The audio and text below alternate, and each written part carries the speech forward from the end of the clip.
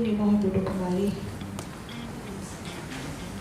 Acara selanjutnya laporan Ketua Panitia Penyelenggara kepada Ibu Helena B.S. Gomez, SSI APP, waktu dan tempat kami silakan.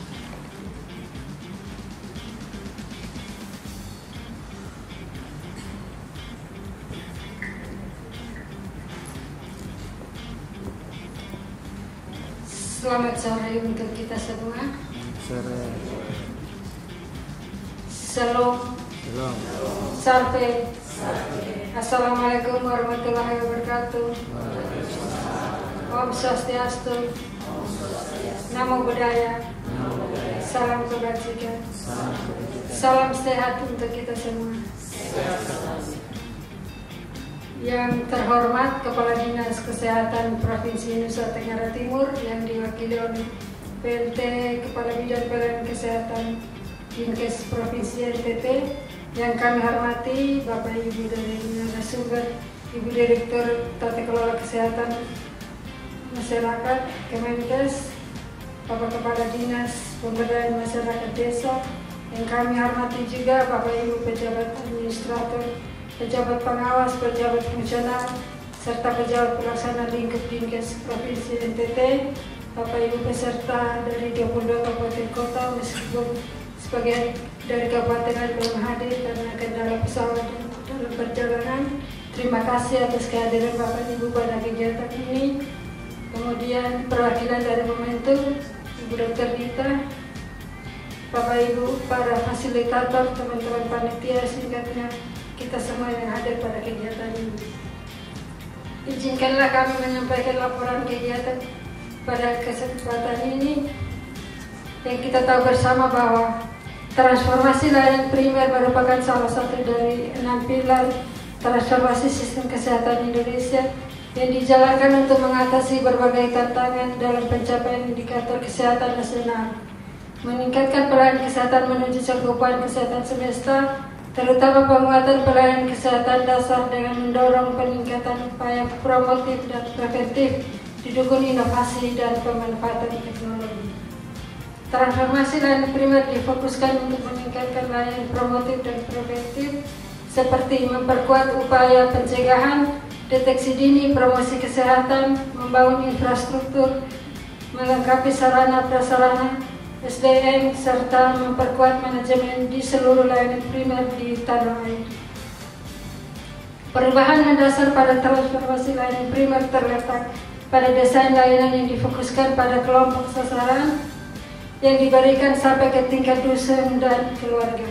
Pelayanan yang semula berbasis program akan berubah menjadi berbasis siklus kehidupan sebagai platform integrasi layanan kesehatan. Tujuan daripada kegiatan ini adanya peningkatan pengetahuan bagi sumber daya manusia kabupaten kota, puskesmas, pustu, puskesdes, dan posyandu di Provinsi Nusa Tenggara Timur dalam menerapkan konsep integrasi layanan primer. Demikian laporan yang dapat kami sampaikan. Dengan hormat kami mohon kesediaan Bapak PLH Kepala Bidang Dinkes untuk memberikan arahan sekaligus membuka kegiatan ini. Baik, jadi selamat sore. Salam. Salve. Assalamualaikum warahmatullahi wabarakatuh. Om Swastiastu. Namo Buddhaya. Salam kebajikan. Salam sehat. Baik, Bapak Ibu sekalian, mungkin yang pertama kita tetap bersyukur hari ini kita masih diberikan kesehatan dan kehidupan dan juga waktu, sehingga Bapak Ibu sekalian hari ini pasti bisa bersama dengan kita untuk mengikuti acara sepanjang 4 hari ini berkaitan dengan kegiatan orientasi manajemen integrasi layanan primer tingkat provinsi. Yang terhormat narasumber dari pusat tadi, Ibu Direktur Tata Kelola Kesmas dari Kementerian Kesehatan, yang kami hormati pula narasumber dari Kadis Pemberdayaan Masyarakat Desa, yang kita lihat bahwa ini adalah mitra stakeholder terkait dengan bagaimana integrasi dan primer. Yang kami hormati teman-teman pejabat struktural dari Dinas Provinsi yang hadir, yang kami hormati program dari momentum KDR Dokter kita. Yang kami hormati para fasilitator, dan yang terakhir bahwa teman-teman yang hadir dari kabupaten yang sudah bisa meluangkan waktu hari ini. Tadi dari panitia menyampaikan bahwa kita ada di sana 55 orang, 56, dan baru hadir mungkin sebagian. Nah, kita berharap bahwa masih di waktu tersedia ini teman-teman bisa hadir, karena memang pertemuan kita hari ini akan bermakna sekali. Karena bagaimana terkait dengan upaya kita untuk meningkatkan kualitas pelayanan kesehatan, terutama di dalam seluruh pelayanan kesehatan, mulai dari pusat sampai daerah. Sejak tahun 2022 telah dilaksanakan uji coba. Tentu NTT menjadi salah satu model pelaksanaan yang kemarin sudah dilaksanakan di TTS, itu di Puskesmas Niki-Niki. Tentu ini menjadi model. Rencana bahwa di tahun 2024 ini kita perlu ada replika pada semua puskesmas. Mungkin dari yang sudah difasilitasi oleh tim momentum, kita sebelum buat rencana. Tentu dalam hal ini tahun ini perlu ada implementasi. Dari replika yang kemarin di uji di teknik itu akan diterapkan di tahun ini untuk paling tidak di semua kabupaten harus ada, perlu diimplementasi. Atas nama Kadis, saya menyampaikan bahwa kegiatan hari ini kegiatan orientasi manajemen integrasi layanan primer dibuka dengan resmi. Sekali lagi terima kasih. Salam. Wassalamualaikum warahmatullahi wabarakatuh. Om Santi Santi Santi Om. Namo Buddhaya. Salam kebajikan. Salam sehat.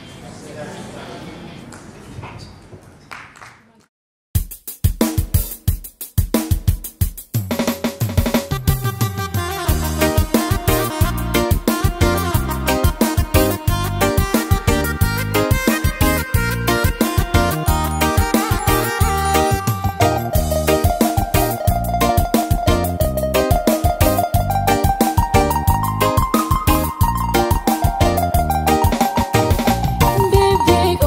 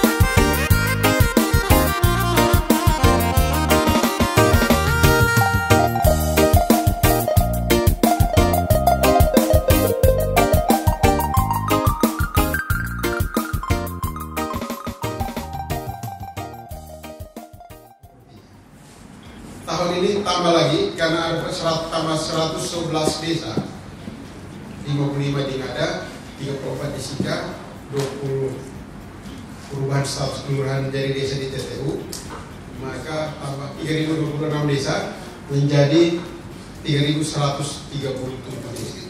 Pada kadar posyandu kita ada 50 orang.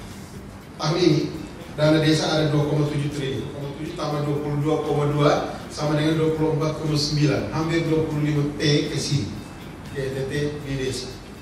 Dia bergerak setiap tahun dengan sangat dinamis. Seperti tahun kemarin, untuk pertama untuk BLT, bantuan langsung tunai kepada desa yang 300.000 per kakak per bulan, tapi ada pembatasan. Kalau tahun kemarin tidak ada pembatasan, tahun ini ada pembatasan maksimal 25%.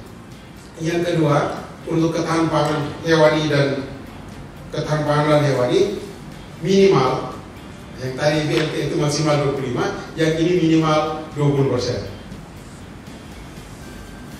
Tetapi di situ ada satu kata, untuk penanganan stunting tidak terbatas alokasinya. Maksudnya seberapa yang mau dianggarkan di desa itu tidak ada batasan, sejauh anggarannya masih mencukupi. Sesungguhnya di desa ini juga ada dana untuk bencana. Contoh rabies, harusnya di desa terjadi rabies, tidak minta di kabupaten, tidak minta di provinsi, tidak apalagi ke pusat. Dana desa itu dialokasikan untuk penanggulangan bencana di desa. Kemudian untuk pemberdayaan ekonomi, itu yang melalui pola program padat karya tunai desa. Ada 4 hal ya Bapak Ibu sekalian. Yang sekarang orang mau jadi rebutan jadi kepala desa, 3% dari alokasi dana di desa yang bersangkutan, 3% untuk operasional kepala desa. Ini untuk kesehatan, pertama penyuluhan dan pelatihan kader kesehatan 4, ini akumulasinya seluruh di 35 desa itu 4.650 kader, 2,6 miliar, sedikit sekali. 2,6. Kemudian untuk insentif kader tenaga kesehatan sejumlah 1.000 orang, 80 M sekian. Untuk posyandu 8.000-an, 162 M. Bayangkan untuk kesehatan yang prinsip itu dari 2,7 triliun hanya ini alokasi. Pertanyaan kita, apa yang harus kami buat supaya warga ini bisa dialokasi secara berserta? Untuk kader posyandu kami tidak bisa berjalan sendiri, perangkat desa kami tidak bisa berjalan sendiri. Mari kita kolaborasi puskesmas pembantu supaya ada kolaborasi posyandu, puskesmas pembantu kita bisa sama-sama. Supaya kami punya 5 meja di posyandu itu bisa makin variatif, kualitas pelayanannya makin bagus. Mari kita sama-sama. Duit mereka ada di desa. Duit mereka ada di desa. Adanya bukan ada dana polisi terbatas, adanya berkelimpahan. Karena itu baru dana desa teman-teman, belum anggaran ADD-nya. Belum lagi dari semua dinas turun melalui jalan masing-masing sampai ke desa. Banyak sekali di desa. Karena itu di NTT sekarang ada dokter pun mau jadi kepala desa. Ada alumni sekolah di Amerika pulang kepala desa.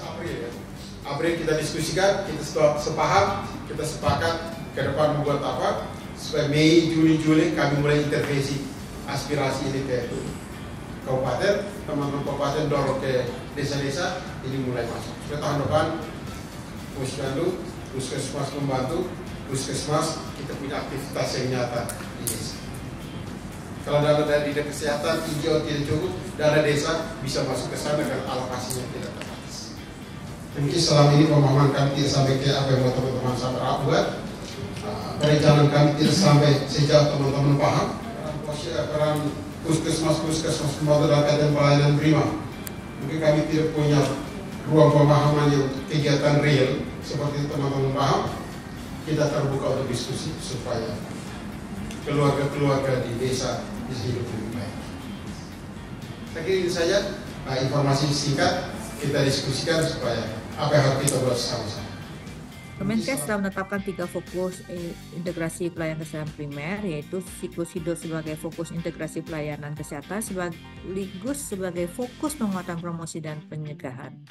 Kemudian mendekatkan layanan kesehatan melalui jejaring hingga tingkat desa dan dusun, termasuk untuk memperkuat promosi pencegahan serta resiliensi terhadap pandemi. Kemudian memperkuat pemantauan wilayah setempat PWS melalui digitalisasi dan pemantauan dengan dashboard situasi kesehatan per desa serta kunjungan keluarga. Kita harapkan dengan ini kita bisa memantau seluruh penduduk secara berkala.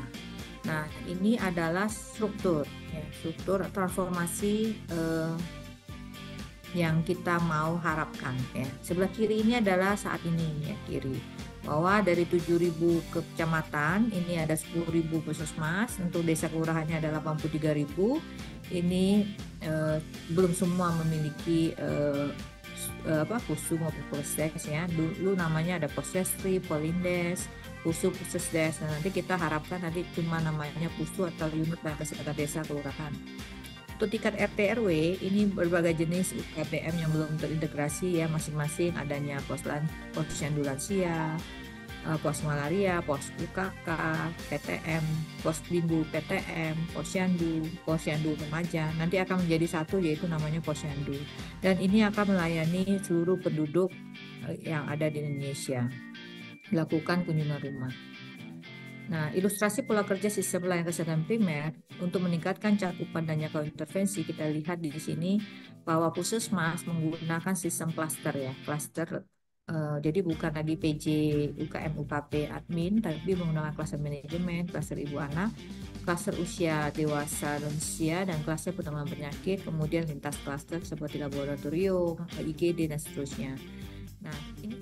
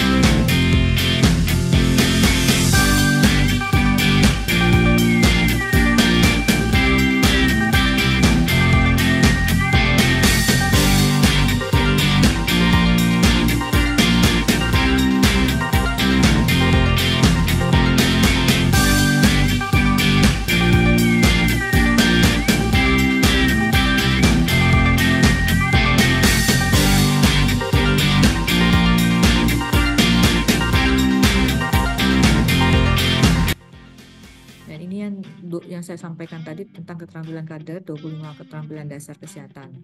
Kesimpulannya adalah kriteria puskesmas menerapkan ILP adalah puskesmas telah menerapkan pelayanan berbasis kader dengan siklus hidup, minimal 1 pusu dengan 2 nakes dan 2 kader. Seluruh posyandu memiliki pusu ILP terintegrasi dan minimal 5 kader, dan kader melaksanakan kunjungan rumah di bawah koordinasinya pustu. Dan kesimpulannya adalah kita adalah berbasis siklus hidup, pendekatan layanannya sampai ke tingkat RT RW, dan penguatannya dengan PWS ya. Terus pemerintah desa, daerah, dan mitra potensial bekerjasama untuk keberlangsungan integrasi pelayanan kesehatan primer. Terima kasih, demikian yang dapat saya sampaikan. Terus selanjutnya saya serahkan ke Ibu. Nah, ini visi transformasi kesehatan primer. Jadi kalau untuk manajemen kita di nomor 1 ya. Bahwa kalau kita omong tentang manajemen puskesmas, berarti P1, P2, P3 itu saja, tidak ada lagi yang lain. Pedoman kita juga masih tetap sama, Permenkes 46 tentang manajemen puskesmas. Nah, itu untuk mencapai target-target yang sudah ditetapkan oleh Kementerian Kesehatan di dalam register mereka sampai dengan 2024. Yang kemarin salah satunya disinggung oleh Ibu Direktur BLUD Puskesmas. 100% semua sudah dilatih manajemen Kemudian 100% puskesmas memiliki spa. Nah ini yang teman-teman bisa lihat di aspal nanti ya. Kita follow up, kita naikkan angkanya untuk bisa maju sebagai syarat akreditasi. Nah setelah selesai akreditasi kita mau ajukan lagi untuk permintaan ALKES. Sudah terbaca di kementerian kalau kita punya sudah memenuhi syarat, tapi sebaiknya teman-teman mengisi saja sesuai dengan keadaan yang ada di puskesmas, sehingga kekurangannya itu yang kita jadikan bahan perencanaan untuk pengadaan ALKES di tahun berikutnya. Jadi program puskesmas tidak hilang ya Mas Ibu. Memang dashboardnya juga agak sedikit up and down. Ini BOK kemarin puskesmas ada beberapa kabupaten yang masih ada kendala sehingga belum bisa mendapatkan box salur tahap 1.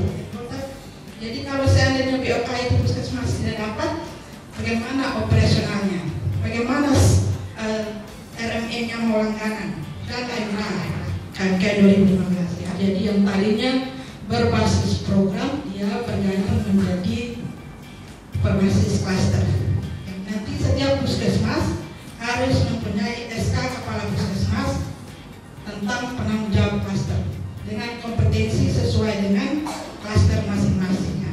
Nanti di bawahnya siapa kalau audit? Berarti di manajemen mutu klaster 1 ya. Tim auditnya harus tetap melakukan audit internal di dalam puskesmas. Selain nanti ada audit eksternal. Nah ini kabupaten kota. Di mana peran kita dalam manajemen puskesmas? Sebagai pembina ya, memfasilitasi integrasi koordinasi puskesmas dengan FKTP lainnya atau sektor swasta dalam bentuk kerjasama. Ini kalau dalam bentuk PKS, misalnya puskesmas dengan BPJS Kesehatan ya, melakukan advokasi kepada pimpinan, baik kepada camat, kepada bupati untuk kepentingan teman-teman puskesmas. Kemudian untuk pencegahan dan pengendalian infeksi ini juga nanti tetap dilihat sehingga pada saat melakukan perencanaan permasalahan yang dihadapi juga harus tetap dimasukkan di dalam perencanaan puskesmas. Kemudian pada saat pelaksanaannya juga harus tetap dilakukan audit oleh tim audit internal puskesmas dan juga harus dilakukan pengawasan, pengendalian dan penilaian. Kemudian untuk PPI ini kita tahu ada 2, kewaspadaan standar dan kewaspadaan transmisi. Dan teman-teman untuk mutu ini saya rasa semua sudah paham di luar kepala ya. Ada yang di dalam kepala, ada yang di luar. Ya. Karena ini saya lihat hampir setengahnya ini surveyor akreditasi. Jadi saya mungkin ilmunya lebih dari saya ya untuk manajemen mutu. Yang mau saya tegaskan di sini bahwa mutu untuk manajemen mutu dia berada di bawah klaster 1 itu. Isinya masih tetap sama semuanya ya. Kalau puskesmas biasanya ribut-ribut tuh INM, IKP. Selesai akreditasi pun harus tetap melakukan pelaporan. Jangan biasanya kalau sudah dapat nilai kita tidak mau belajar lagi. Padahal akreditasi itu kan berkelanjutan ya. Akreditasi itu pengakuan bahwa kita sudah menerapkan pelayanan kita bermutu. Jadi kalau sudah bermutu berarti harus tetap dilanjutkan. Di dalam ILP pun tetap manajemen mutu tetap harus kita kerjakan secara konsisten. Kalau SOP yang belum ada kita lengkapi, tapi kalau sudah akreditasi paripurna itu berarti kan semuanya oke ya, tidak ada lagi yang kurang-kurang, termasuk IPA pun juga oke harusnya ya. Yang ada di KMK 2015 itu sistem jejaring pelayanan kesehatan primer itu kita lihat di situ ada jejaring berbasis wilayah administratif, kemudian jejaring berbasis satuan pendidikan, jejaring berbasis tempat kerja, jejaring sistem rujukan, dan jejaring lintas sektor. Nah, kalau untuk saat ini di era ILP ini wajib untuk kita melakukan kerjasama dengan FKTP yang ada di wilayah kerja puskesmas. Nah ini ya. Kemudian hasil yang kita harapkan dari integrasi pelayanan kesehatan puskesmas dengan FKTP lain ini, pelayanan yang dilaksanakan dengan menghargai martabat, berbagi informasi, partisipasi dan kolaborasi antar pasien, keluarga dengan penyedia pelayanan kesehatan. Artinya kita dalam memberikan pelayanan kepada masyarakat itu tidak berjalan sendiri-sendiri. Klinik dengan dia punya, padahal mungkin harus perlu kolaborasi dengan FKTP lain yang ada di wilayah kerja puskesmas. Yang mana yang kompetensinya yang bisa dilakukan rujukan, yang mana kompetensi yang bisa menangani kasus seperti ini. Nah itu yang nanti di alur KRP2-nya nanti akan dijelaskan. Nah diharapkan di LP ini keterlibatan para kepala desa, terutama untuk peningkatan pelayanan di Pustu, di Posyandu itu bisa mereka lebih aktif ya. Kemudian peningkatan pemanfaatan potensi dan sumber daya berbasis kearifan lokal, kemudian pengintegrasian program, kegiatan dan kelembagaan pemberdayaan masyarakat yang sudah ada sesuai dengan kebutuhan dan kesepakatan masyarakat. Terima kasih. Kalau memang saat ini kita mengacu pada PKMK 15 ini, mohon harus ada penegasan atau ada informasi lebih ini, karena supaya tadi sebagai dasar hukum tadi, ketika ini diajukan untuk revisi struktur organisasi di bagian organisasi, kita punya dasar. Artinya bahwa saat ini kita masih variatif. Ada yang KMK 15, ada yang PMK 43, ya. Yang dalam perjalanan PMK 43 ini juga nanti akan direvisi. Nah, kami dari agak sedikit ini mohon ini lebih lanjut supaya menjadi dasar yang kuat, karena akreditasi pun ketika kita melihat struktur organisasi dilihat dasar hukum SK Kepala Dinas yang merupakan turunan dari KMK. Nah kami turunan ini mau yang mana gitu maksudnya, supaya ada nilai puskesmas ketika diakreditasi. Di kementerian itu dua direktorat ini saja belum memberikan kepastian ini, nanti bingung kita untuk penyerapan di puskesmas selanjutnya. Kami mengusulkan ya kalau bisa mungkin untuk sementara kita pakai yang tertinggi saja, yang tertinggi, karena itu kan belum dicabut. Sedangkan kalau misalnya dengan struktur organisasi, kalau kita dengan ORTA akan mengikuti kita, karena dasarnya adalah peraturan yang kita buat sebagai regulasi yang akan dilegalkan di dalam Pergub. Di bertanya, saya Teguh dari Kabupaten Timur Tengah Selatan, bagian bidang KSS. Pustu itu asetnya milik Dinas Kesehatan, tetapi tenaganya miliknya desa. Apakah ini dibutuhkan PKS atau tidak nanti? Mungkin masukan kepada Kemenkes, menu BOK ini kalau bisa nanti 2025 diberikan klaster 1 sampai klaster 5. Supaya kalau manajemennya sudah terintegrasi, ya harapan besar kita dalam pelaksanaan integrasi itu bisa dilaksanakan. Demikian yang saya dapat sampaikan. Terima kasih. Ketenagaan memang banyak dari tenaga yang dikontrak oleh desa yang ditempatkan di Pustu atau di Puskesdes yang ada di desa. Itu adalah bentuk dukungan desa untuk pembiayaan kesehatan. Desa dinas punya terkait ini di situ ya, bahwa boleh diangkat tapi dia harus punya persyaratan untuk memberikan pelayanan, sehingga pada saat desa merekrut tenaga itu sesuai dengan kriteria yang kita sampaikan, bahwa dia harus pendidikan minimal D3, kemudian harus punya STR. Karena selama ini sebenarnya belum ada ya kita melakukan PKS untuk tenaga kesehatan yang ditempatkan. Mereka bekerja di puskes kita atau fasilitas kita, tapi bayarnya oleh desa. Di klaster 2 ini poinnya adalah untuk ibu hamil. Ini enak, kadang-kadang enak, diri kadang-kadang enak. Sebentar saya duduk lagi. Ya, dari hamil, nifas, ada menyusui, terus ada bayi, balita, anak ya, klaster anak, terus ada usia sekolah dan remaja. Melihat ada masalah-masalah banyak nih di masalah ibu. Berdasarkan sensus penduduk 2020 masih kita, walaupun sudah ada penurunan, masih belum capai target. Kita kalau di RPJMN Provinsi 73 ya, kita masih belum capai target. Ini anemia juga masih banyak. Kita kok nggak menyelesaikan masalah anemia duluan? Ini dia, cakupan ANC juga masih di bawah. Cakupan ANC 4 kali aja masih, apalagi yang 6 kali. Yang 2 kalinya oleh dokter. Nah, ini KF juga. Kunjungan nifas, nifas sama kunjungan neonatus ya. Itu di laporan kalau kita lihat, jujur kami lihat, di laporan itu 100%. Tapi kenapa terjadi? Satu kabupaten juga kami berkunjung langsung ke desanya. Untuk imunisasi saja nggak lengkap. Lanjut dari masalah balita juga demikian. Masih tentang overweight. Ada overweight ya sedikit, cuman sedikit, tidak terlalu tinggi. Anemia, terus stuntingnya, vitamin A yang dianggap gampang hanya ceklek begitu saja itu masih susah. Makanya pendekatan pelayanan. Orang yang tadinya nggak bisa sampai ke puskesmas, dia dekat-dekat aja kita layani. Kalau umpamanya kita lihat teman-teman punya pengalaman ya, kayaknya Pustu tuh mirip dari Posyandu, terutama Posyandu mirip banget kayak di puskesmas. Semua datang kan, kalau di siklus hidup semua hadir di situ. Kayak pelayanan biasa. Oh, siapa yang hadir di registrasi? Oh, ini lansia, dicatatkan sini, periksa, gitu tentang. Demikian juga di remaja.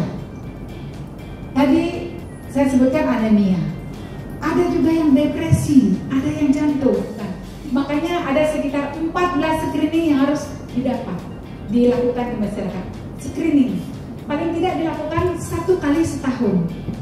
Makanya agak sibuk kalau dia kunjungan pertama ya. Kalau ini dari screening obesitas nggak, sudah screening DM nggak, sudah screening hipertensi nggak, segala macam lah. Nah, semua ini mestinya dapat dicegah. Mau kematian ibu, kematian ini semuanya bisa dicegah. Makanya ada MPDN. Itu kan pencatatan pelaporan untuk kematian ya, notifikasinya. Ini 98 menurut datanya, 98,6% kematian utamanya pada bayi itu bisa dicegah sebenarnya. Terus 76% kematian ibu terjadi di fase persalinan dan fase persalinan.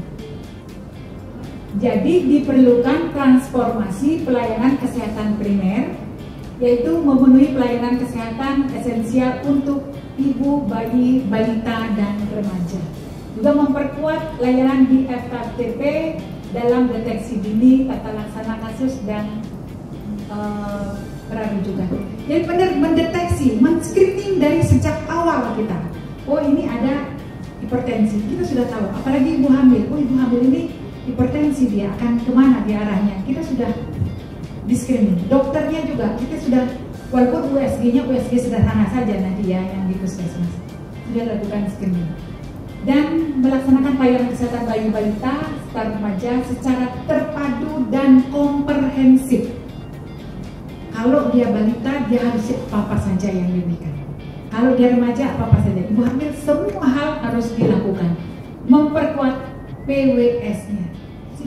Ini paket layanan klaster ibu dan anak. Ada yang di puskesmas. Apa yang kita lakukan di puskesmas? Apa yang dilakukan di Pustu? Apa yang dilakukan di Posyandu? Untuk ibu hamilnya, nifas dan bersalin, ANC sudah pasti. ANC tidak boleh tidak dilakukan. Kelas ibu, semua melakukan kelas ibu? Dilakukan ya. Screening yang harus dilakukan untuk bayi dan anak prasekolah. Itu kalau bayi balita ada posyandu kelas ibu balita, kelas balita ya, ibu balita. Layanan berat badan BBLR, pengambilan dan pengiriman sampel SHK. Ini wajib ya, kalau enggak BPJS nggak mau bayar kan? SHK satu lagi dengan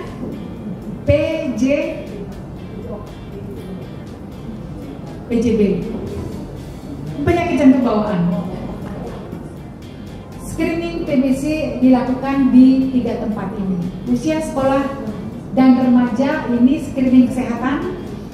Terus fasilitasi UKS. Jadi yang memfasilitasi kegiatan UKS itu dari puskesmas. Jadi program rasanya itu tetap jalan. Misalnya pemeriksaan TB, oh sesuai dengan tata laksana TB-nya.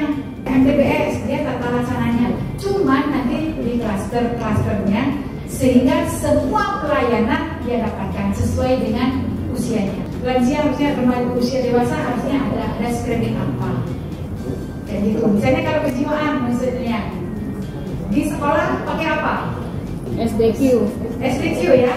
Satu lagi yang di atas 18 SDQ 20. Nah ini penggunaan buku karya apa ya ANC terpadu. Ini adalah media komunikasi nakes dengan ibu dan juga dengan keluarga. Tapi pemanfaatan buku KIA ini seringkali masih bolong-bolong.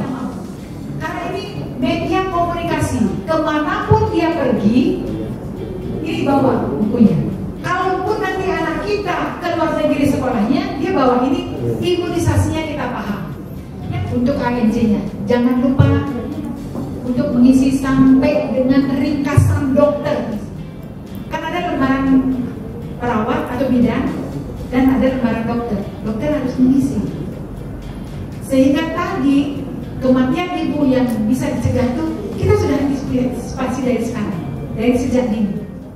Ditambah 1 sama dengan 2 tambah 2 sama dengan 4 ditambah 4 sama dengan 8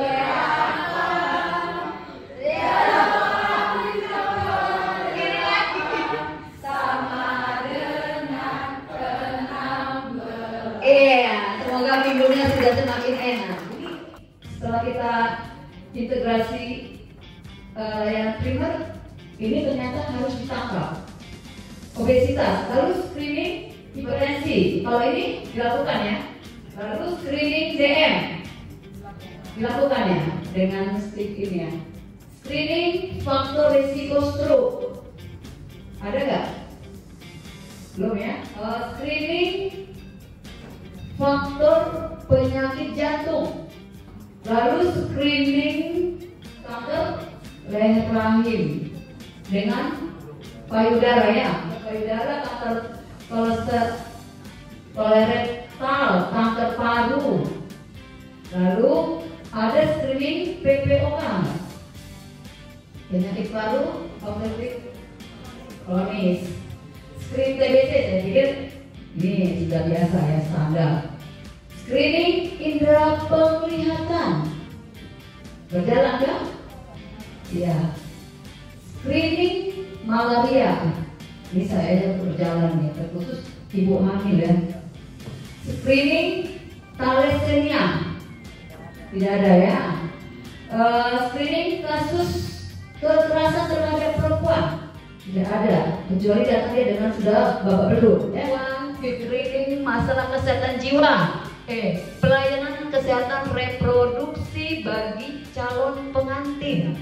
Kalau direkomendasikan dari gereja harus ada bukti bahwa surat rekomendasi sudah periksa kesehatan calon pengantin, itu baru berjalan nanti di puskesmas. Lalu screening layak hamil bagi pus, terus pelayanan KB ini pasti ya sudah standar.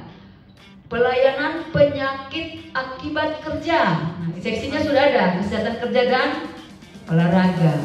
Lalu screening geriatri 19, pelayanan kesehatan gigi dan mulut dan pelayanan pengobatan. Jadi ini setidaknya standar ini bisa dijalankan ya, dari 20 mungkin berapa yang bisa kita jalankan dengan kondisi ketenagaan kita, peralatan yang ada ya, SDM-nya ya, alat, tenaga, prasarananya.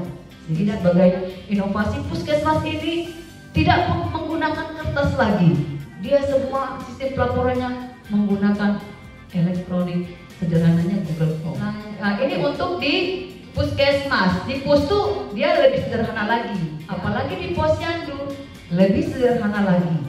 Kenapa kita sekarang membicarakan tentang usia produktif dan lansia? Tapi karena kemarin kita sudah dengan main cluster, kita 19 ya, 19 sampai 59 tahun, lansia 60 tahun ke atas.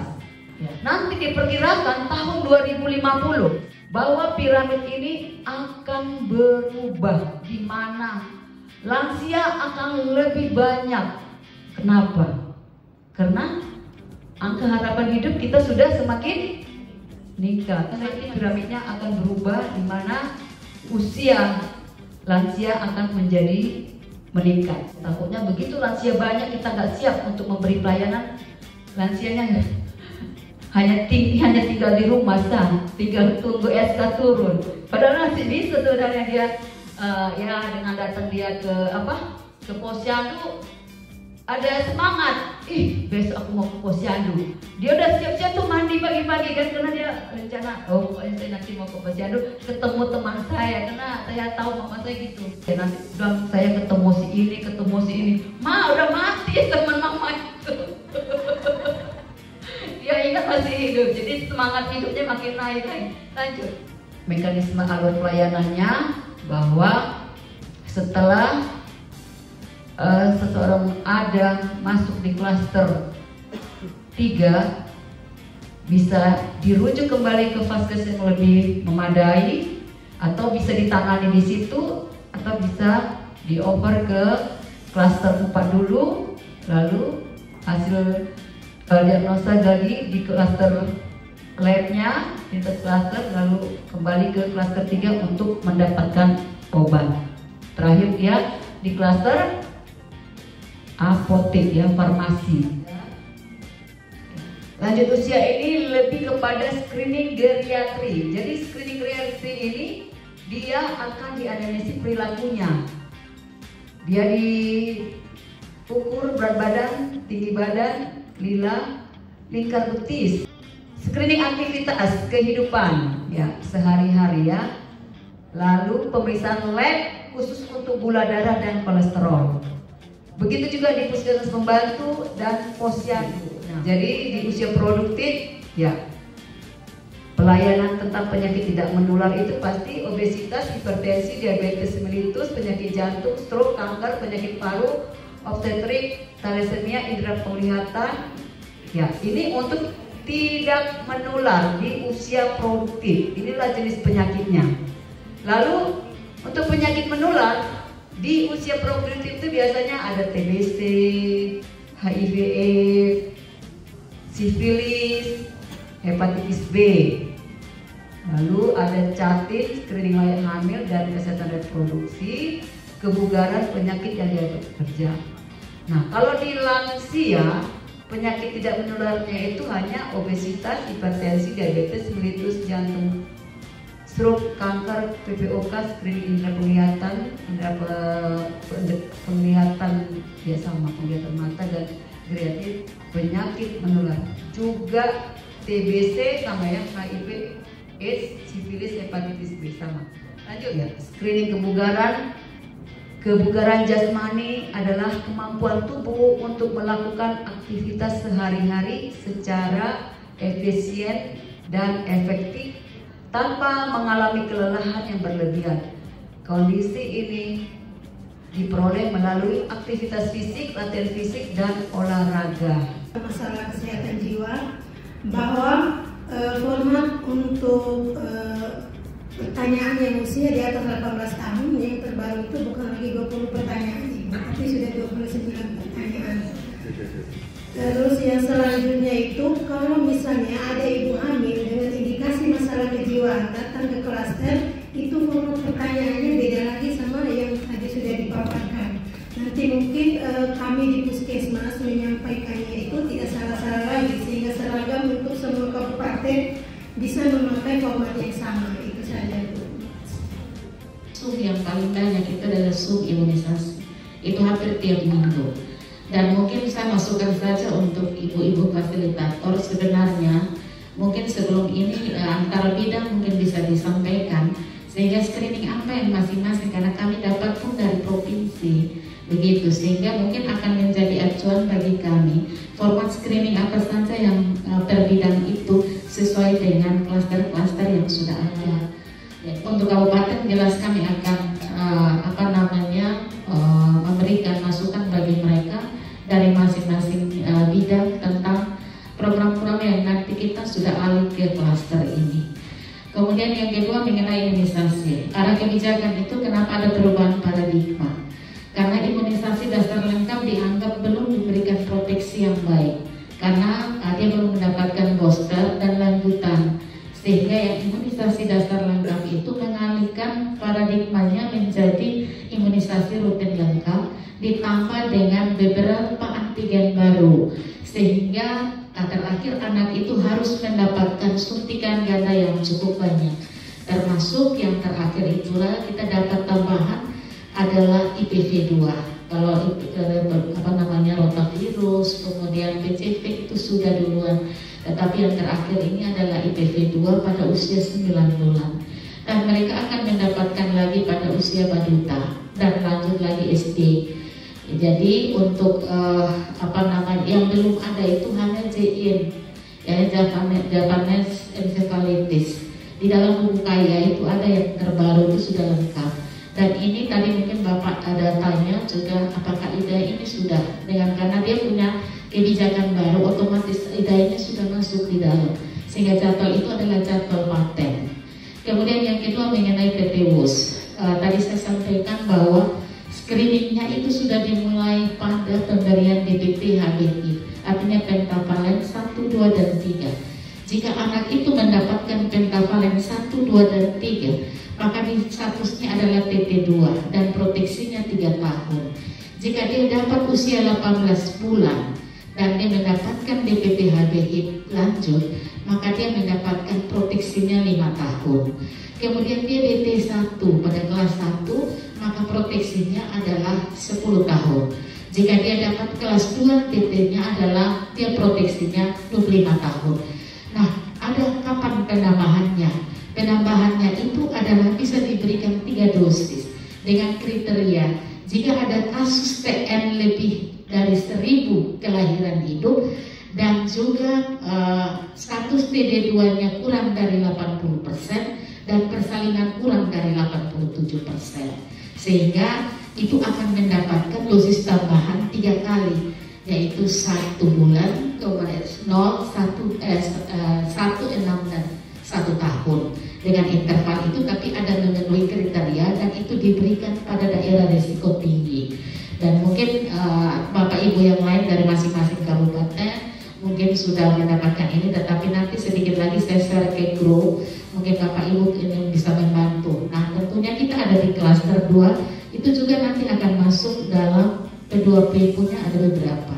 Klaster 3 pun demikian, bahkan klaster 4 untuk penyakit menular. Ada beberapa perubahan juga, mungkin Bapak Ibu dari kabupaten sudah mengetahui. Contohnya ada alur perubahan PBRO, bagaimana kita ikat dengan status rumah tangga dan di luar rumah tangga, itu sudah ada beberapa perubahan untuk screeningnya.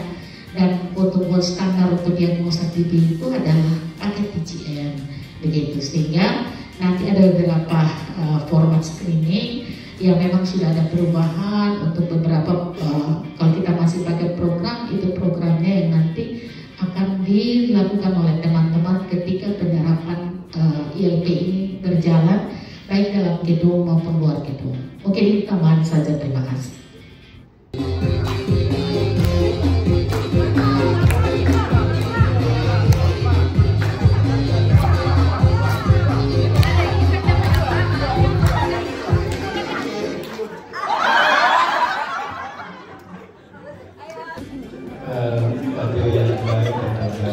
Itu dimana ada kesehatan ibu dan anak, terus nanti PJ-nya Bikor, kalau di pengalaman kami di SBD di Puskesmas, PJ-nya Bikor, nanti anggota-anggotanya di situ ada DC, FTPS, IKAN, semua di situ karbu. Jadi penanggung jawabnya juga dokter ada di situ untuk pemeriksaan.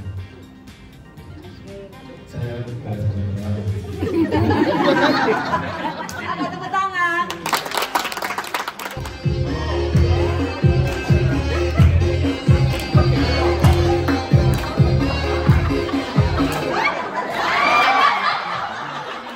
Dari Dinas Kesehatan Kabupaten Omerta.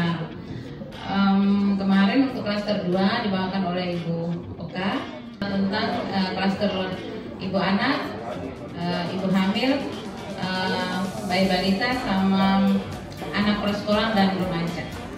Itu saja sih yang saya ingat.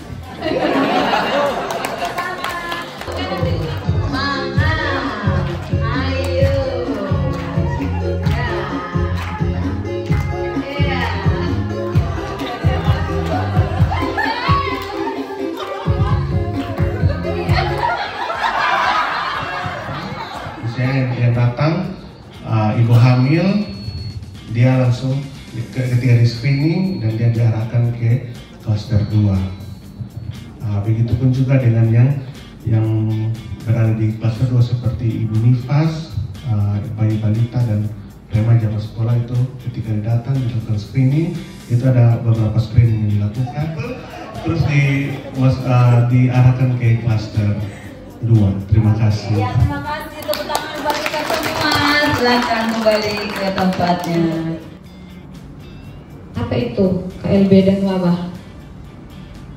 Nah, kalau KLB penyakit menular itu timbulnya atau meningkatnya kejadian kesakitan dan atau kematian yang bermakna secara epidemiologis pada suatu daerah dalam kurun waktu tertentu.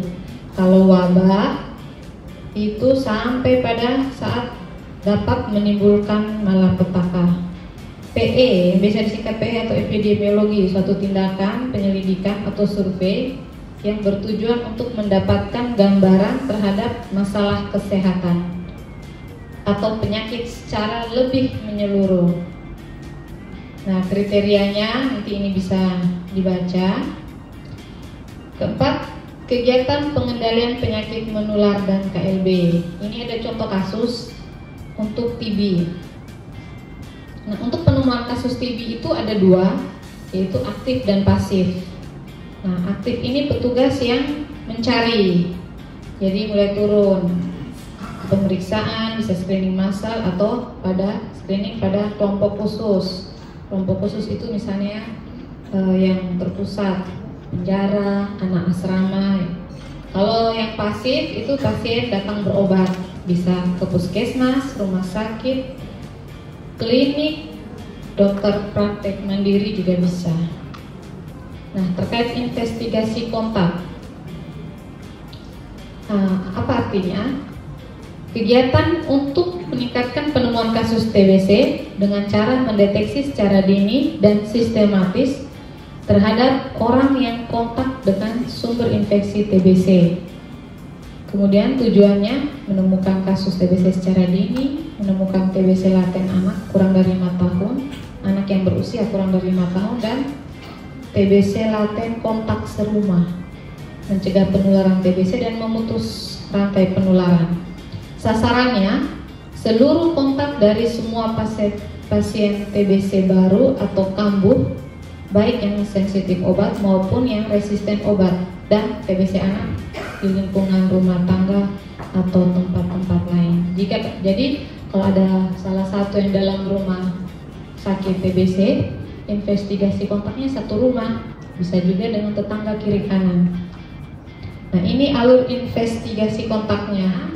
Yang paling atas itu, yang warna kuning, itu mendapatkan kasus indeks. Dibuatlah penjadwalan yang kedua. Ini kotak kedua. Yang terus selanjutnya yang ketiga mengunjungi rumah kasus indeks bersama PMO, pengawas menelan obat. Nah, minimal 4 rumah sekitarnya dan minimal 20 kontak. Jadi sekali turun harus dikunjungi 4 rumah, minimal 4 rumah dan minimal 20 orang.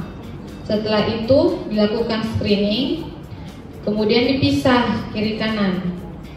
Umur lebih dari 5 tahun dan kurang dari 5 tahun. Nah, kalau kurang dari 5 tahun itu dilakukan rujukan ke puskesmas. Di situ screening di puskesmas, sampai puskesmas screening gejala TB. Itu yang warna hijau itu turun terus bagi 2, ada gejala, tanpa gejala.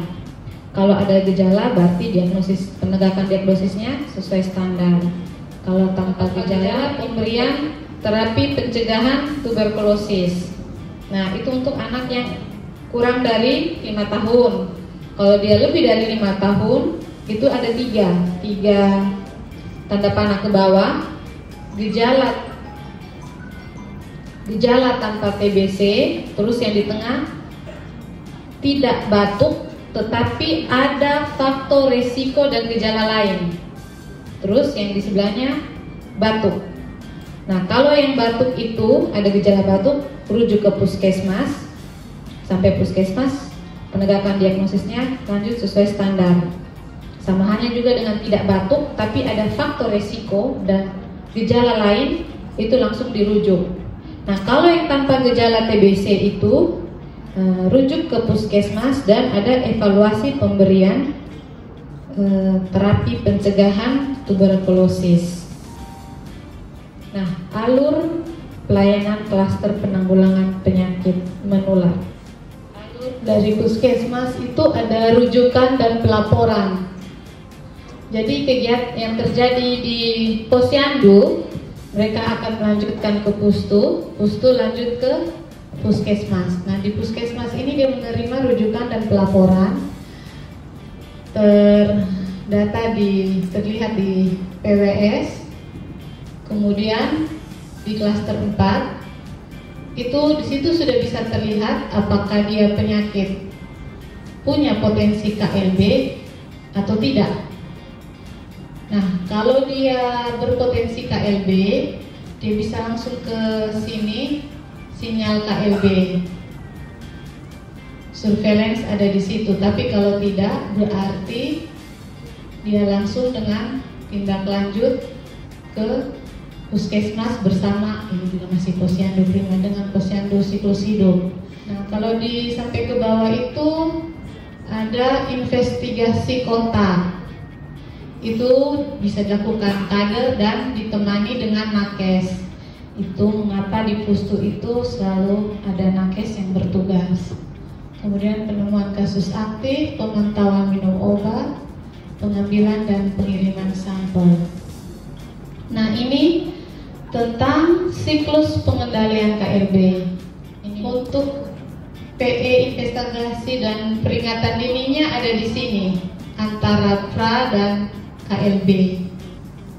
Nah, saat KLB ya seperti yang ada di sini, banyak hal yang terjadi. Ini sudah lintas sektor, kemudian ini ada pasca.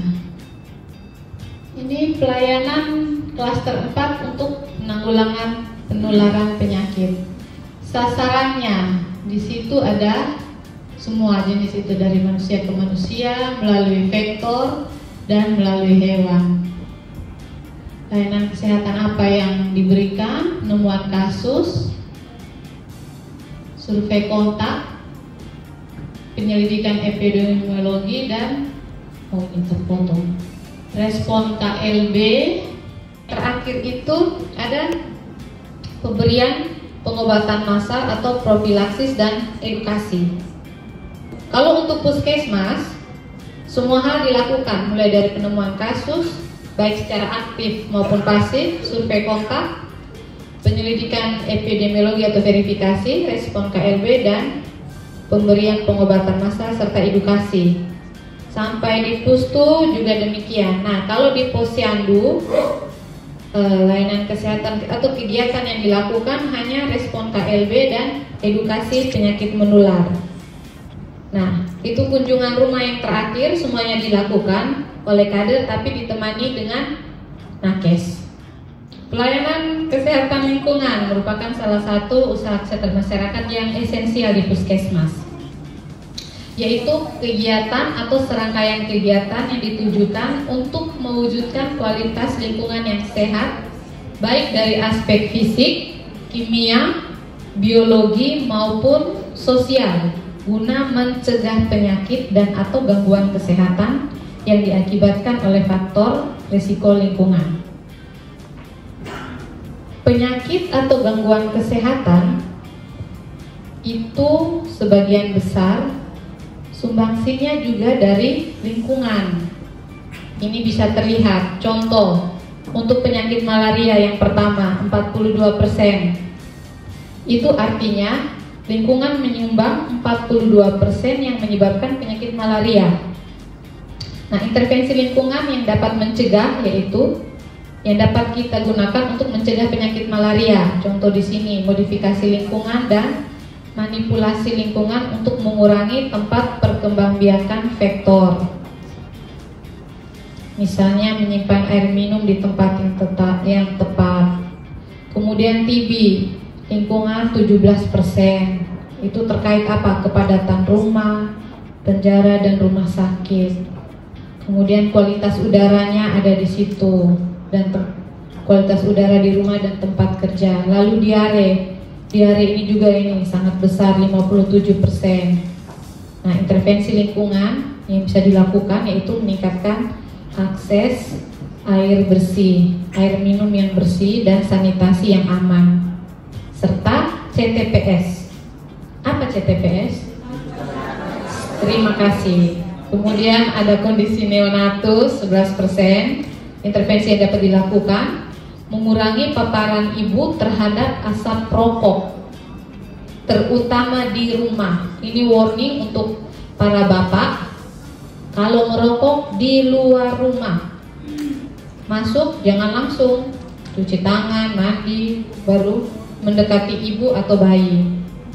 Kemudian meningkatkan akses air dan sanitasi di tempat melahirkan atau pasienkes. Nah, ini ada kurang energi protein, itu faktor lingkungannya 15%, kardiovaskuler 31%. Nah, intervensi untuk kardiovaskuler itu modifikasi lingkungan pekerjaan yang membuat stres, harus dimodifikasi, jadi harus menyenangkan. Ini erat kaitan dengan kesehatan jiwa juga. Kemudian kanker 20%, itu harus mengurangi risiko paparan polusi dan radiasi. Nah, program penyihatan lingkungan dilakukan untuk memenuhi amanat undang-undang. Kalau dalam undang-undang yang terbaru nomor 17 tahun 2023 tentang Kesling itu ada di pasal 104, 105 dan 106 kalau tidak salah di situ. Dengan media lingkungannya air, udara, tanah, pangan, sarana dan bangunan, vektor dan binatang pembawa penyakit. Lokusnya pemukiman, tempat kerja, tempat rekreasi, tempat dan fasilitas umum. Oh, ini pasal 104. Pasal 105 ini bisa dibaca. Pasal 106. Nah, upaya dan kegiatan. Di sini ada 3 upaya. Yang pertama penyihatan, pengamanan dan pengendalian. Dengan kegiatannya mulai dari surveillance, uji lab, analisis resiko dan intervensi. Di intervensi itu ada KIE, tetap lagi komunikasi, informasi, edukasi. Ada juga teknologi tepat guna, rekayasa lingkungan, serta pengendalian vektor dan binatang pembawa penyakit. Ada penyihatan air dan sanitasi dasar, penyihatan udara, tanah dan kawasan, penyihatan pangan, pengamanan limbah dan radiasi, kemudian adaptasi perubahan iklim dan kebencanaan lingkungan. Keluarga sehat, Indonesia sehat, kabupaten kota sehat, kecamatan sehat, desa kelurahan sehat. Nah, alur pelayanan Kesling di puskesmas. Jadi datang ke pendaftaran, langsung diarahkan ke ruang konseling, IKL dan intervensi Kesling. Nah, dalam metode inspeksi kesehatan lingkungan itu ada 4 hal: pengamatan fisik media lingkungan, pengukuran media lingkungan di tempat, uji lab dan analisis resiko. Oke, nah ini tentang STBM ada 5 pilar. Yang pertama, ya terima kasih. Yang kedua, CTPS. Yang ketiga, pangan aman sehat. Yang keempat, dan yang kelima, pengelolaan limbah cair rumah tangga. Alur verifikasi 5 pilar STBM, mulai dari verifikasi dokumen sampai pada pemilihan kakak dari rumah tangga yang terpilih. Nah, kemudian di situ ada dia punya stiker atau verifikasi 5 pilarnya yang gambar paling bawah. Nah, ini monitoring. Mengapa perlu monitoring atau proses pemantauan? 5 hal ya. Yang pertama, memastikan adanya proses perubahan perilaku masyarakat, itu yang warna biru paling atas. Terus yang kedua warna hijau, mengetahui tahapan perubahan. Ketiga, menyiapkan rancangan pendampingan untuk upaya percepatan, dan berikutnya advokasi sebagai bahan advokasi bagi pimpinan dan stakeholder dalam perencanaan, implementasi, dan pengembangan program. Kemudian yang terakhir, klaim keberhasilan 5 pilar.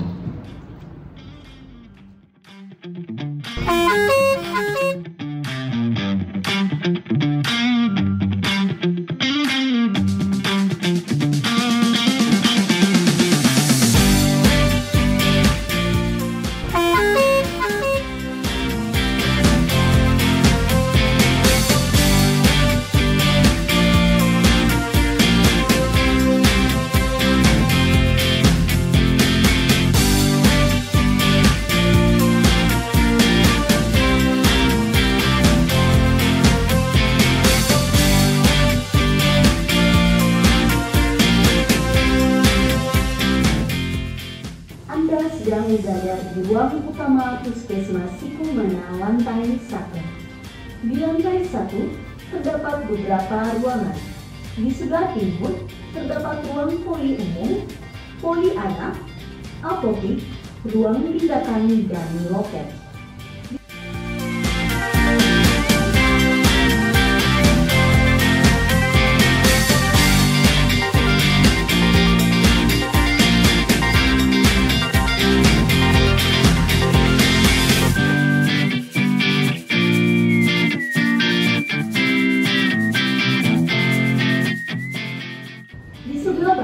Terdapat ruang poligisi, laboratorium, ruang sanitarian, dan 2 toilet untuk pasien.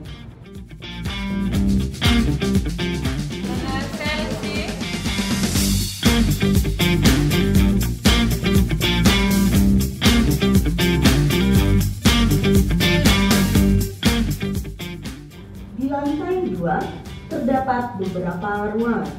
Di sebelah timur terdapat ruang promkes, ruang administrasi, dan ruang mutu.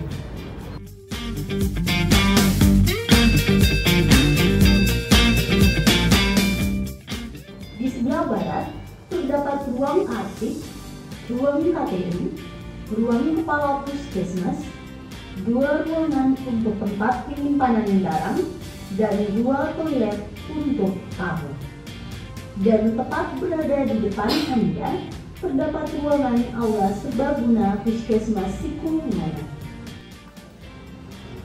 Ini adalah peta wilayah kerja kami dengan jumlah penduduk yang cukup banyak ini, 74.760 jiwa. Tentunya banyak tantangan dan kendala yang kami hadapi, tetapi saya sangat berterima kasih boleh bertemu dengan teman-teman di Puskesmas Sikumana yang luar biasa, karena mereka punya semangat yang luar biasa. Dengan jumlah penduduk 74.760 jiwa, sekalipun mungkin ada bersama di sini teman-teman dari Sekretaris Kota Kupang, Bu Tasinta, Ibu Ati yang selalu mengejar-kejar kami dengan target SPM yang ada, kami berupaya untuk bisa. Karena itu kami juga sudah mengusulkan sesuai dengan permintaan masyarakat untuk pemekaran puskesmas. Ini adalah status Puskesmas Sikumana. Kami adalah puskesmas perkotaan dengan puskesmas Ponet. Sebelumnya kami juga adalah puskesmas rawat inap umum, namun berdasarkan PMK 43 2019 tidak boleh ada puskesmas rawat inap di perkotaan, maka per tahun 2022 puskesmas rawat inap umum di Puskesmas Sikumana ditutup. Ini adalah status akreditasi kami, adalah akreditasi paripurna. Terima kasih. Saya yakin mungkin semua puskesmas di seluruh NTT paripurna ya. Amin. Berikut adalah visi dan misi kami berdasarkan visi misi dari pemerintah Kota Kupang. Adalah Kota Kupang yang maju, mandiri, adil, dan sejahtera, dengan misi meningkatkan SDM yang mandiri dan berdaya saing.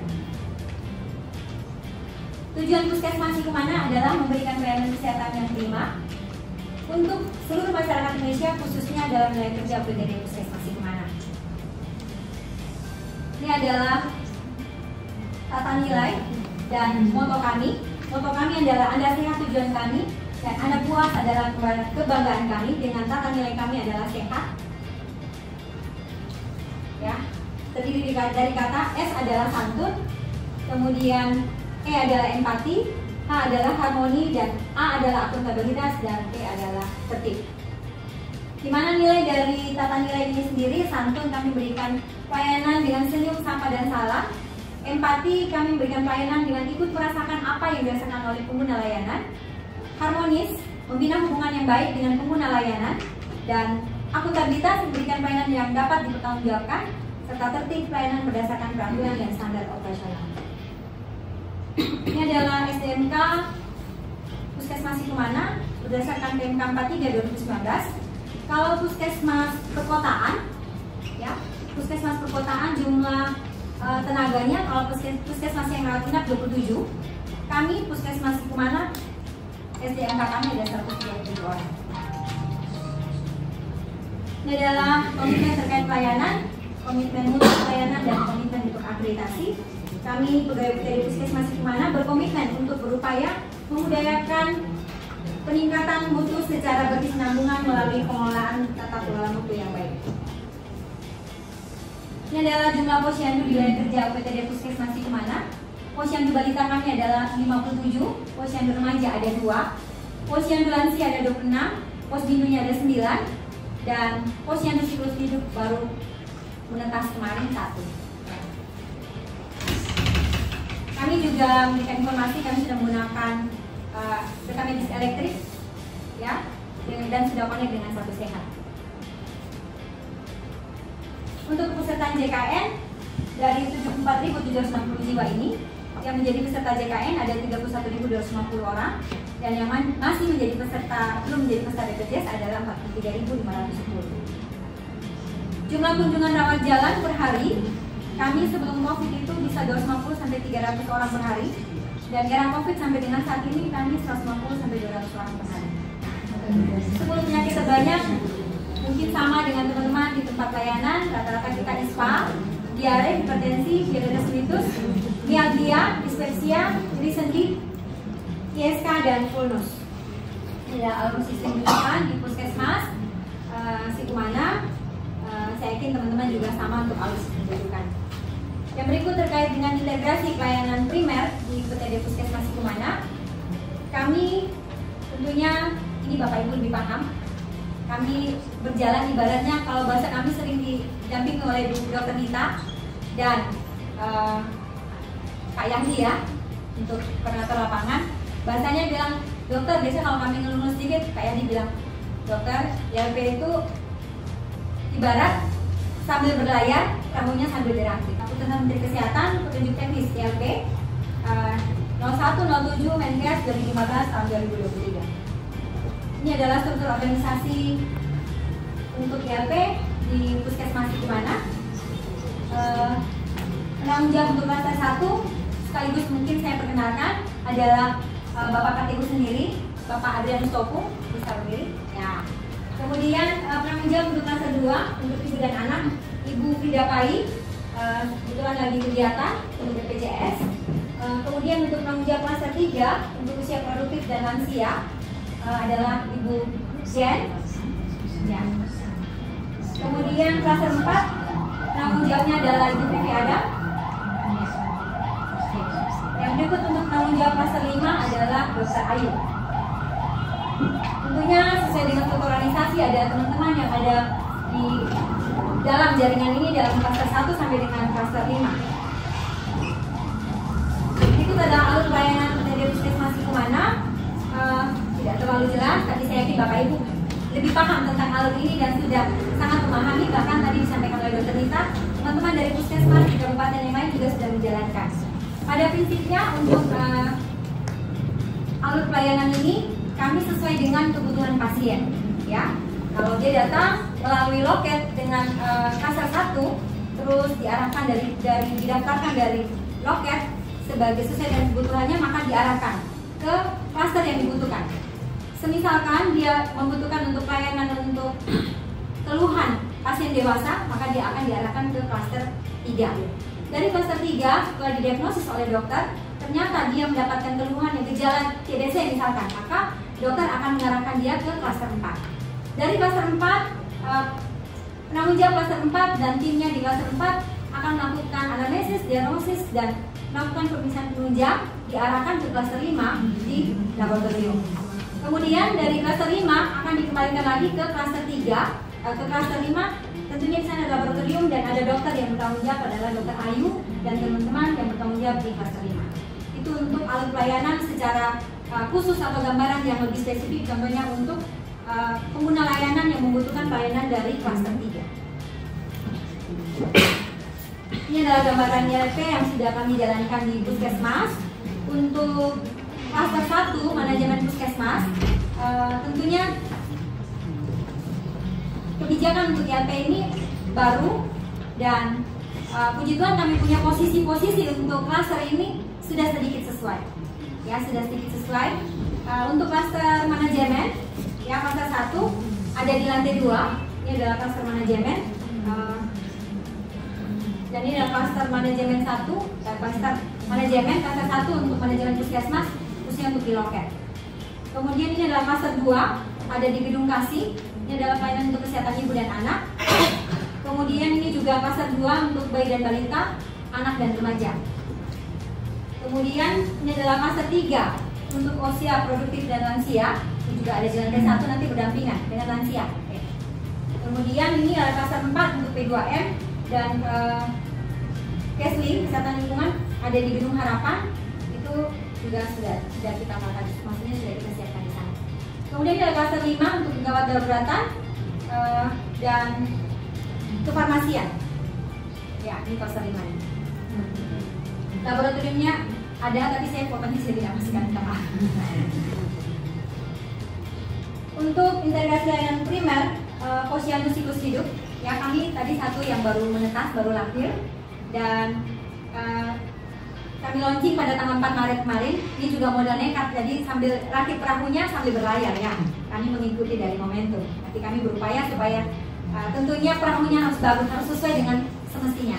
Proses pembentukan IRP posyandu siklus hidup ya. Ini adalah pertama, awalnya kami ada sosialisasi dari Dinas Kesehatan dan Momentum yang mendampingi kami. Itu sudah mulai dari bulan November saat kami sedang akreditasi. Sosialisasi itu lewat Zoom. Ya, saya yakin mungkin teman-teman Bapak Ibu juga sama. Kemudian dari Dinas Kesehatan juga tetap mengcover kami bahwa IRP ini harus berjalan, ditambah dengan momentum yang selalu bersama dengan kami. Setelah itu ada sosialisasi untuk teman-teman di Puskesmas. Ya, setelah ada perwakilan yang mengikuti sosialisasi dari Dinas Kesehatan dan Momentum, IRP ini disosialisasikan pada teman-teman di Puskesmas semua, sehingga teman-teman bisa paham apa itu IRP. Kemudian dari situ kami membuat tim kerja, membuat tim untuk IRP sendiri dengan kita melegalkan dengan adanya SK untuk tim IRP. Ya. Kemudian setelah itu kami melakukan pendekatan dengan lintas sektor, lurah, camat, dan kader balita, kader remaja, dan kader lansia. Untuk kita harus segera membuat satu posyandu siklus hidup, bergerak dari yang sebelumnya posyandu atau kegiatan pelayanan itu benar-benar masing-masing. Ya, dari balita sendiri, remaja sendiri, ibu hamil sendiri, kemudian lansia juga sendiri. Memang ada sedikit pergumulan dari masyarakat, kenapa nanti tempatnya bagaimana, harus bagaimana, dan nanti terlalu berbondong-bondong. Memang ada, tapi kita berupaya untuk menjelaskan pada masyarakat, pada kader dan lintas sektor bahwa ini adalah strategi yang dibuat oleh pemerintah untuk menyatukan satu pelayanan sehingga bisa menjadi tolak ukur bagaimana siklus hidup dan pelayanan itu akan menjadi lebih baik. Ya. Kemudian setelah kita melakukan pendekatan dengan lintas sektor, lurah dan camat, kader balita, kader remaja dan kader lansia, kemudian kita membuat satu kesepakatan untuk membuat membuat satu siklus hidup, posyandu siklus hidup, yaitu posyandu siklus hidup Bethlehem yang ada di Kelurahan Nainggolan, mungkin teman-teman sekarang ada di sana. Ya. Kemudian kita launching pada tanggal 4 Maret, integrasi launching posyandu primer, posyandu Bethlehem Sehati di Kelurahan Nainggolan. Memang di sana belum ada tempat khusus, jadi kami berterima kasih ada Ibu Pendeta di sana di Gereja Bethlehem yang mau menyiapkan bersedia tempat itu dijadikan untuk pelayanan posyandu siklus hidup Bethlehem Sehati. Dari asalnya adalah dari posyandu lansia Bethlehem, posyandu balita Sehati, dan juga posyandu remaja. Kebetulan di situ ada sekolah SMP Negeri 3 yang juga biasa ada pelayanan untuk pemeriksaan kesehatan reproduksi remaja. Berikut adalah SK tim untuk klaster ILP PTD Puskesmas Sukmana. Kami menyiapkan SK tim untuk ILP ini sendiri, kemudian SK untuk penyelenggaraan ILP di Puskesmas, kemudian SK untuk penyelenggaraan ILP di Pustu, yaitu Pustu Naikolan. Kemudian untuk penyelenggaraan posyandu sendiri tentunya harus dari lurah setempat, karena yang punya posyandu adalah pemerintah setempat. Ya. Keberhasilan program bisa terjadi bila ada usaha maksimal dari tenaga kesehatan, kemudian keterlibatan dari masyarakat, kerjasama lintas sektor, kebijakan yang mengatur kita semua, monitoring dan evaluasi yang bisa melihat bagaimana perkembangan program ini bisa berjalan. Demikian dari saya, kurang lebih saya mohon maaf, bisa kasih tepuk tangan untuk saya. Terima kasih.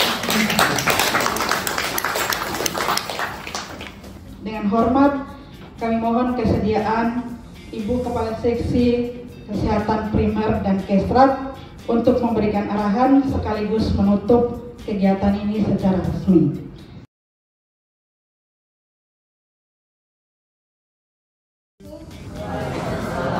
Om Swastiastu, Namo Buddhaya, salam kebajikan, salam sehat bagi kita sekalian. Yang saya hormati peserta orientasi manajemen ILP tingkat provinsi dari 22 kabupaten kota yang masih setia sampai saat ini. Semua saya sehatkan dari awal sampai hari ini. Puji Tuhan. Saya lihat semangat terus tadi goyang sampai mau berhenti. Saya kasih tahu panitia berarti para peserta belum mau pulang. Tapi nanti bayar sendiri. Kemudian dari tim ASEP, Ibu Dr. Nita dan Pak Ois yang kami hormati, para fasilitator, teman-teman 4 orang ini setia dari hari pertama sampai dengan hari ini, kemudian teman-teman panitia, kemudian narasumber dari Dinas Pemberdayaan Masyarakat dan Desa. Singkatnya, kita semua yang hadir pada hari ini, puji dan syukur kita panjatkan kehadiran Tuhan Yang Maha Esa, karena atas perlindungannya sehingga kita masih diberikan rahmat, kesehatan dan kekuatan sehingga kita bisa menyelesaikan kegiatan orientasi manajemen ILP sampai hari ini. Pertama-tama kami mohon maaf karena pada kesempatan ini sebenarnya terlambat karena kita menunggu Bapak PKKP Yankes, tetapi mungkin sedikit informasi kami sampaikan bahwa sejak tanggal 27 Maret dan diserah terima kemarin Dinas Kesehatan Dukcapil berubah nama menjadi Dinas Kesehatan Provinsi. Jadi kembali lagi dulu, Dukcapilnya berpisah menjadi Dinas Kependudukan dan Pencatatan Sipil OPD baru. Jadi tadi masih laporan Mas Dukcapil, resminya kemarin serah terima. Sehingga dari tanggal 2 sampai dengan hari kemarin mungkin keberadaan kami di sini tidak dari awal karena kami harus mempersiapkan. Kemudian tadi penerimaan kepala dinas baru, jadi kepala dinas kesehatan provinsi, nama sebenarnya kembali lagi ke nama yang dulu. Kemungkinan setelah pelantikan dan perubahan pelayanan kesehatan primer tradisionalnya hilang, muncul seksi baru namanya tata kelola Kesmas di Kesmas. Jadi Keslinkes Jawarnya hilang, kesehatan lingkungannya berpindah ke PP2, mungkin di kabupaten berbeda. Dan pada kesempatan ini kami mohon maaf karena Ibu Kepala Dinas juga ada sibuk, tidak bisa hadir bersama kita. Pak PLHK juga mempersiapkan diri untuk menyiapkan tempat baru untuk mereka pindah ke tempat PD baru. Terima kasih kami sampaikan kepada Bapak Ibu peserta atas partisipasi aktif seluruh peserta sejak hari pertama sampai hari terakhir hari ini. Secara teori kita sudah dapat secara lengkap.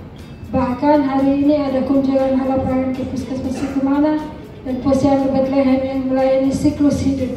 Memang masih ada banyak kekurangan dan perbaikan yang ditemukan saat praktik lapangan, namun kami yakin secara konsep ilmu informasi Bapak Ibu sudah mendapatkan dengan baik. Kami berharap bahwa pelajaran yang baik ini dapat dilanjutkan dan melakukan di tingkat kabupaten kota. Semua hal yang kita lalui pasti akan selalu ada perubahan menuju ke arah yang lebih baik. Begitu pula dari ILP. Besar harapan kami, Bapak Ibu tetap semangat dalam menerapkan ILP di kabupaten kota, mulai dari puskesmas, pustu, dan sampai ke level posyandu. Koordinasi dan sharing pengalaman kita lakukan melalui telepon atau WA group sehingga kita bisa saling membantu. Termasuk juga adanya dukungan tim aset momentum di NTT sehingga Bapak Ibu bisa saling koordinasi dengan tim momentum yang selalu semangat untuk membantu di kabupaten kota masing-masing. Kami dari Dinkes Provinsi NTT menyampaikan permohonan maaf jika ada berbagai kekurangan yang Bapak Ibu alami selama kegiatan ini. Semua kekurangan yang ada saat ini biar ditinggalkan di tempat ini. Biarlah Bapak Ibu membawa hal-hal baik kembali ke kabupaten kota, terutama materi yang sudah didapat dari para fasilitator yang sudah disampaikan sejak hari Selasa hingga hari ini. Selamat berlibur Bapak Ibu, selamat Hari Raya untuk teman-teman yang merayakan Hari Raya Idul Fitri, dan salam untuk keluarga tercinta dan khususnya untuk Bapak Ibu yang beragama Islam. Kami ucapkan selamat menunaikan Hari Raya Idul Fitri. Mohon maaf lahir batin. Dengan pertolongan Tuhan Yang Maha Esa dan seizin kita semua, kegiatan orientasi manajemen integrasi lain primer tingkat provinsi tahun 2024 dengan resmi saya tutup. Sekian dan terima kasih. Salam.